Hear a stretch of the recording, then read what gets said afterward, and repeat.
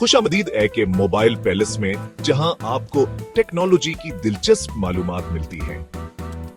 क्या आपने कभी सोचा है कि आपके YouTube फीड में खास वीडियोस क्यों आती हैं और क्यों आप ये वीडियो अभी देख रहे हैं? आज हम इस इनविजिबल हैंड के बारे में बात करेंगे जो आपके YouTube तजुर्बे को कंट्रोल करती है।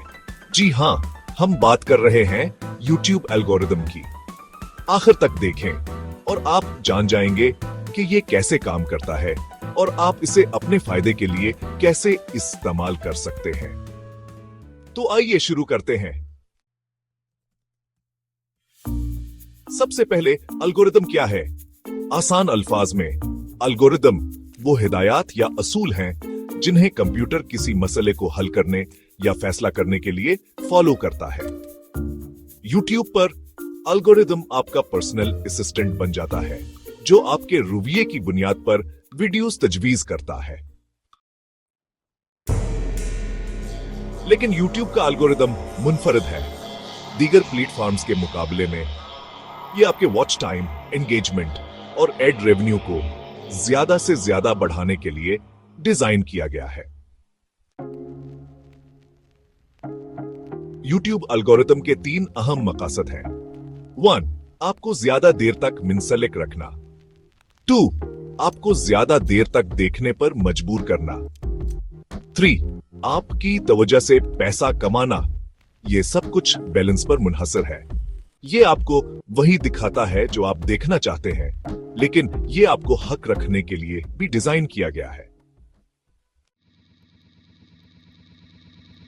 अब हम देखते हैं कि आपकी YouTube फीड को बनाने वाले अवामिल कौन से हैं। आपके व्यूइंग हैबिट्स एल्गोरिदम के लिए रहनुमाई का काम करते हैं।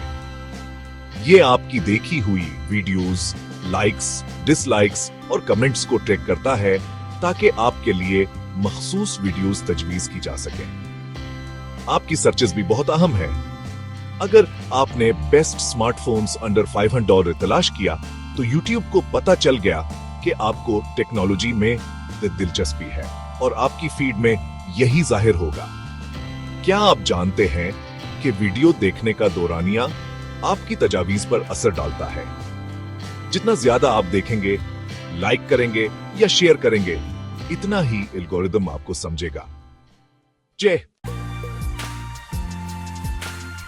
YouTube एल्गोरिदम सिर्फ व्यूअर्स को ही नहीं बल्कि क्रिएटर्स को भी मुतासिर करता है।